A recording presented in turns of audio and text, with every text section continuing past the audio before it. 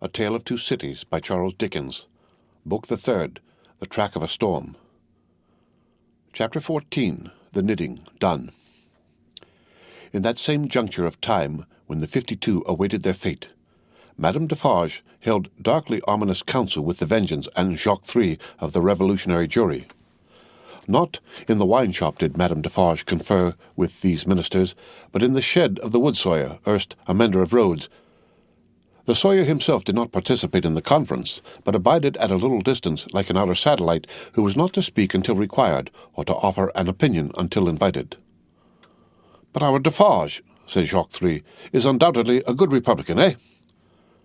"There is no better," the voluble Vengeance protested in her shrill voices in France. "Peace, little Vengeance," said Madame Defarge, laying her hand with a slight frown on her lieutenant's lips. "Hear me speak. My husband, fellow citizen, is a good Republican and a bold man. He has deserved well of the Republic and possesses its confidence. But my husband has his weaknesses, and he is so weak as to relent towards this doctor." "It is a great pity," croaked Jacques III, dubiously shaking his head with his cruel fingers at his hungry mouth. "It is not quite like a good citizen. It is a thing to regret." "See you," said Madame, "I care nothing for this doctor, He may wear his head or lose it for any interest I have in him. It is all but one to me. But the Auvrimont people ought to be exterminated, and the wife and child must follow the husband and father." "She has a fine head for it," croaked Jacques III. "I have seen blue eyes and golden hair there, and they looked charming when Samson held them up." Ogre that he was, he spoke like an epicure. Madame Defarge cast down her eyes and reflected a little. "The child also," observed Jacques III with a meditative enjoyment of his words, "has golden hair and blue eyes, and we seldom have a child there. It is a pretty sight." "In a word," said Madame Defarge, coming out of her short abstraction, "I cannot trust my husband in this matter. Not only do I feel since last night that I dare not confide to him the details of my projects, but also I feel that if I delay there is danger of his giving warning, and then they might escape." "That must never be," croaked Jacques III. "No one must escape. We have not half enough as it is. We ought to have 60 a day." "In a word," Madame Defarge went on, "my husband has not my reason for pursuing this family to annihilation, and I have not his reason for regarding this doctor with any sensibility. I must act for myself, therefore. Come hither, little citizen." The wood-sawyer, who held her in the respect and himself in the submission of mortal fear, advanced with his hand to his red cap. "Touching those signals, little citizen," said Madame Defarge sternly, "that she made to the prisoners, you are ready to bear witness to them this very day?" Aye. Why not?" cried the sawyer. "Every day, in all weathers, from 2 to 4, always signalling, sometimes with the little one, sometimes without. I know what I know. I have seen it with my eyes." He made all manner of gestures while he spoke, as if in incidental imitation of some few of the great diversity of signals that he had never seen. "Clearly plots," said Jacques III, "transparently." "There is no doubt of the jury?" inquired Madame Defarge, letting her eyes turn to him with a gloomy smile. "Rely upon the patriotic jury, dear citizeness. I answer for my fellow jurymen." "Now, let me see," said Madame Defarge, pondering again. "Yet, once more, can I spare this doctor to my husband? I have no feeling either way. Can I spare him?" "He would count as one head," observed Jacques III in a low voice. "We really have not heads enough. It would be a pity, I think." "He was signalling with her when I saw her," argued Madame Defarge. "I cannot speak of one without the other, and I must not be silent, and trust the case wholly to him, this little citizen here, for I am not a bad witness." The Vengeance and Jacques III vied with each other in their fervent protestations that she was the most admirable and marvellous of witnesses. The little citizen, not to be outdone, declared her to be a celestial witness. "He must take his chance," said Madame Defarge. "No, I cannot spare him. You are engaged at 3 o'clock. You are going to see the batch of today executed, you?" The question was addressed to the wood-sawyer, who hurriedly replied in the affirmative, seizing the occasion to add that he was the most ardent of Republicans, and that he would be in effect the most desolate of Republicans if anything prevented him from enjoying the pleasure of smoking his afternoon pipe in the contemplation of the droll national barber. He was so very demonstrative herein that he might have been suspected, perhaps was by the dark eyes that looked contemptuously at him out of Madame Defarge's head, of having his small individual fears for his own personal safety every hour in the day. "I," said Madame, "am equally engaged at the same place. After it is over, say at 8 tonight, come you to me in St. Antoine, and we will give information against these people at my section." The wood sawyer said he would be proud and flattered to attend the citizeness. The citizeness, looking at him, he became embarrassed, evaded her glance as a small dog would have done, retreated among his wood, and hid his confusion over the handle of his saw. Madame Defarge beckoned the juryman and the Vengeance a little nearer to the door, and there expounded her further views to them thus. She will now be at home awaiting the moment of his death. She will be mourning and grieving. She will be in a state of mind to impeach the justice of the Republic. She will be full of sympathy with its enemies. I will go to her." "What an admirable woman! What an adorable woman!" exclaimed Jacques III rapturously. "Ha, ha, my cherished!" cried the Vengeance, and embraced her. "Take you my knitting," said Madame Defarge, placing it in her lieutenant's hands, "and have it ready for me in my usual seat. Keep me my usual chair. Go you there straight, for there will probably be a greater concourse than usual today." "I willingly obey the orders of my chief," said the Vengeance with alacrity, and kissing her cheek. "You will not be late." "I shall be there before the commencement." "And before the tumbrils arrive, be sure you are there, my soul," said the Vengeance, calling after her, for she had already turned into the street. "Before the tumbrils arrive." Madame Defarge slightly waved her hand to imply that she heard and might be relied upon to arrive in good time, and so went through the mud and round the corner of the prison wall. The Vengeance and the juryman, looking after her as she walked away, were highly appreciative of her fine figure and her superb moral endowments. There were many women at the time upon whom the time laid a dreadfully disfiguring hand, but there was not one among them more to be dreaded than this ruthless woman, now taking her way along the streets, of a strong and fearless character, of shrewd sense and readiness, of great determination, of that kind of beauty which not only seems to impart to its possessor firmness and animosity, but to strike into others an instinctive recognition of those qualities. The troubled time would have heaved her up under any circumstances, but imbued from her childhood with a brooding sense of wrong, and an inveterate hatred of a class, opportunity had developed her into a tigress. She was absolutely without pity. If she had ever had the virtue in her, it had quite gone out of her. It was nothing to her that an innocent man was to die for the sins of his forefathers. She saw not him, but them. It was nothing to her that his wife was to be made a widow, and his daughter an orphan. That was insufficient punishment, because they were her natural enemies and her prey, and as such had no right to live. To appeal to her was made hopeless by her having no sense of pity, even for herself. If she had been laid low in the streets, in any of the many encounters in which she had been engaged, she would not have pitied herself, nor, if she had been ordered to the axe tomorrow, would she have gone to it with any softer feeling than a fierce desire to change places with the man who sent her there. Such a heart Madame Defarge carried under her rough robe. Carelessly worn, it was a becoming robe enough, in a certain weird way, and her dark hair looked rich under her coarse red cap. Lying hidden in her bosom was a loaded pistol. Lying hidden at her waist was a sharpened dagger. Thus accoutred, and walking with the confident tread of such a character, and with the supple freedom of a woman who had habitually walked in her girlhood barefoot and bare-legged on the brown sea sand, Madame Defarge took her way along the streets. Now, when the journey of the travelling coach, at that very moment, waiting for the completion of its load, had been planned out last night, the difficulty of taking Miss Pross in it had much engaged Mr. Lorry's attention.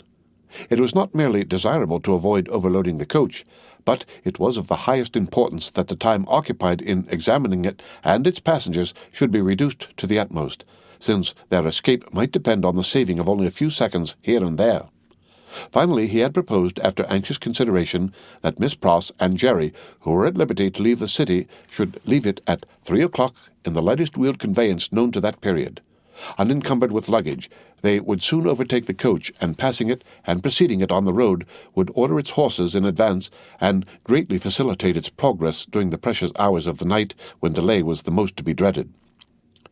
Seeing in this arrangement the hope of rendering real service in that pressing emergency, Miss Pross hailed it with joy.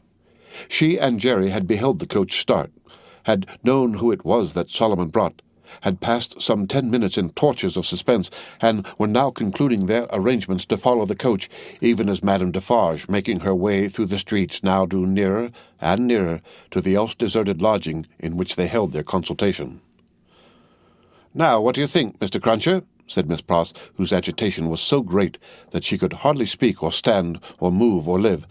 "What do you think of our not starting from this courtyard?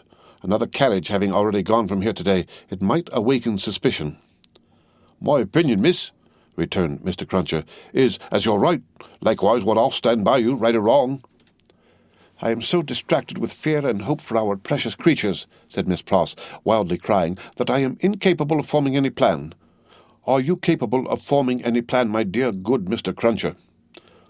"Respecting our future spirit of life, miss," returned Mr. Cruncher, "I hope so. Respecting any present use of this here blessed old head of mine, I think not. Would you do me the favour, miss, to take notice of 2 promises and vows what it is my wishes for to record in this here crisis?" "Oh, for gracious sake," cried Miss Pross, still wildly crying, "record them at once and get them out of the way like an excellent man." "First," said Mr. Cruncher, who was all in a tremble, and who spoke with an ashy and solemn visage, "them poor things well out of this. Never no more will I do it. Never no more." "I am quite sure, Mr. Cruncher," returned Miss Pross, "that you never will do it again, whatever it is, and I beg you not to think it necessary to mention more particularly what it is." "No, miss," returned Jerry, "it shall not be named to you. Second, them poor things well out of this, and never no more will I interfere with Mrs. Cruncher's flopping. Never no more." "Whatever housekeeping arrangement that may be," said Miss Pross, striving to dry her eyes and compose herself, "I have no doubt it is best that Mrs. Cruncher should have it entirely under her own superintendence. Oh, my poor darlings!" "I go so far as to say, miss, moreover," proceeded Mr. Cruncher, with a most alarming tendency to hold forth as from a pulpit, "and let my words be took down and took to Mrs. Cruncher through yourself, that what my opinions respecting floppage has undergone a change, and that what I only hope with all my heart as Mrs. Cruncher may be a flopping at the present time." "There, I hope she is, my dear man," cried the distracted Miss Pross, "and I hope she finds it answering her expectations." "Forbid it," proceeded Mr. Cruncher, with additional solemnity, additional slowness, and additional tendency to hold forth and hold out, "as anything what I've ever said or done should be visited on my earnest wishes for them poor creatures now. Forbid it, as we shouldn't all flop, if it was anyways convenient to get 'em out of this here dismal risk. Forbid it, miss, what I say, forbid it." This was Mr. Cruncher's conclusion after a protracted but vain endeavour to find a better one.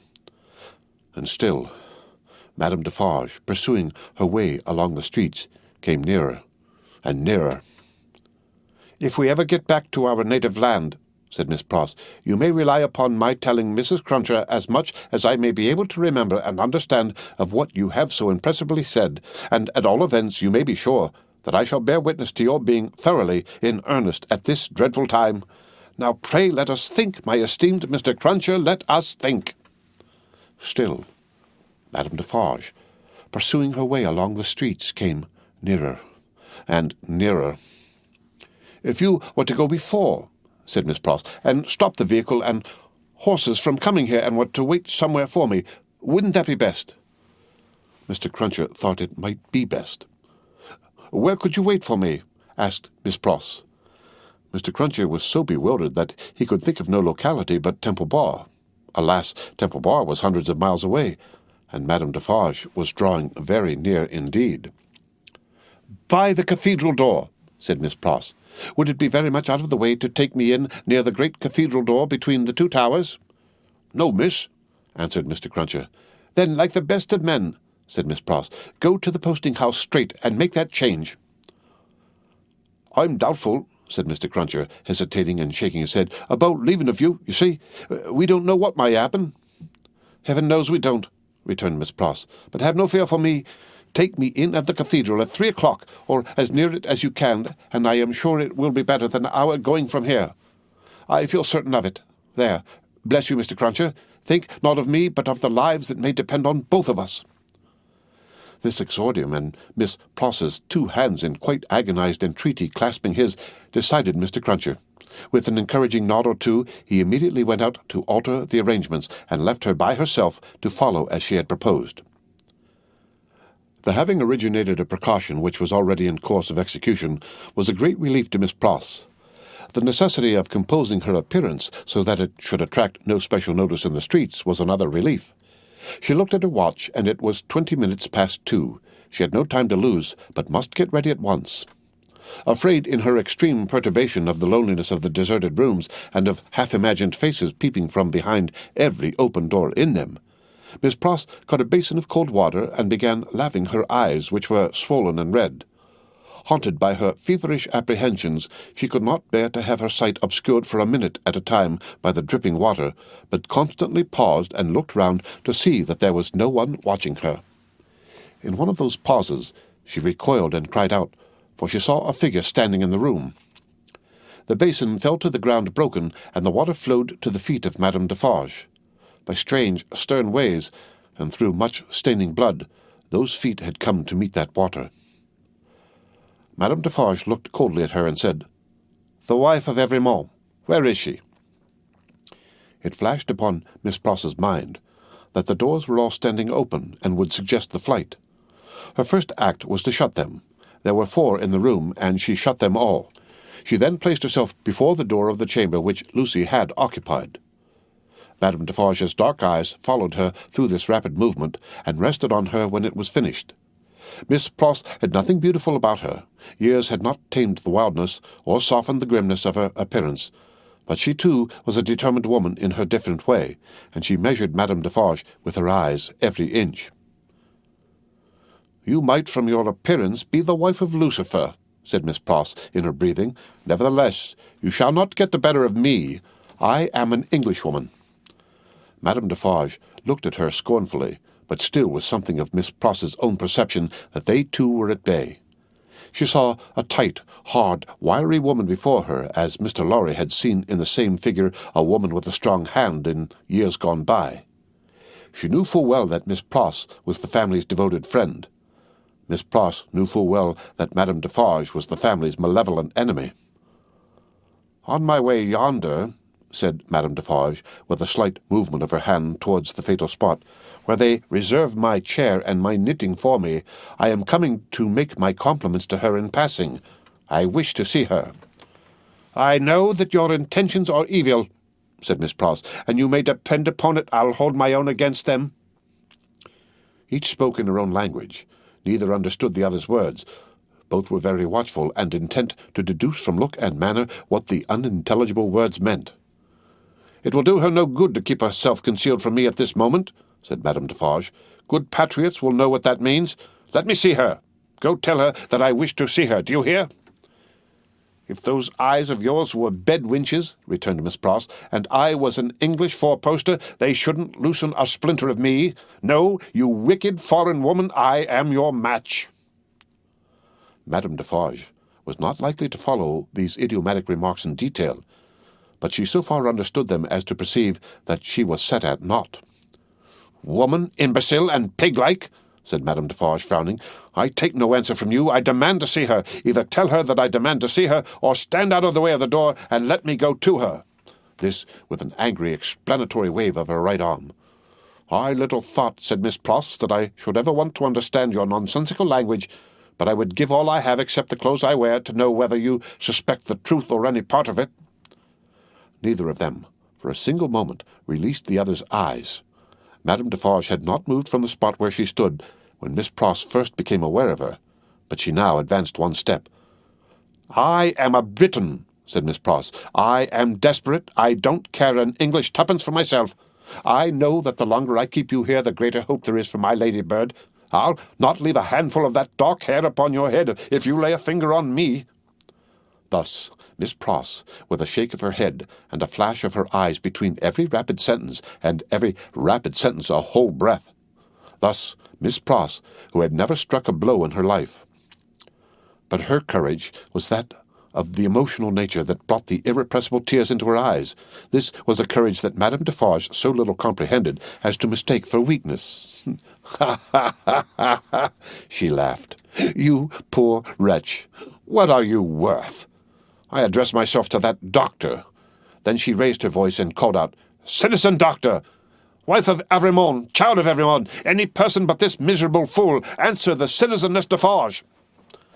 Perhaps the following silence, perhaps some latent disclosure in the expression of Miss Pross's face, perhaps a sudden misgiving apart from either suggestion, whispered to Madame Defarge that they were gone.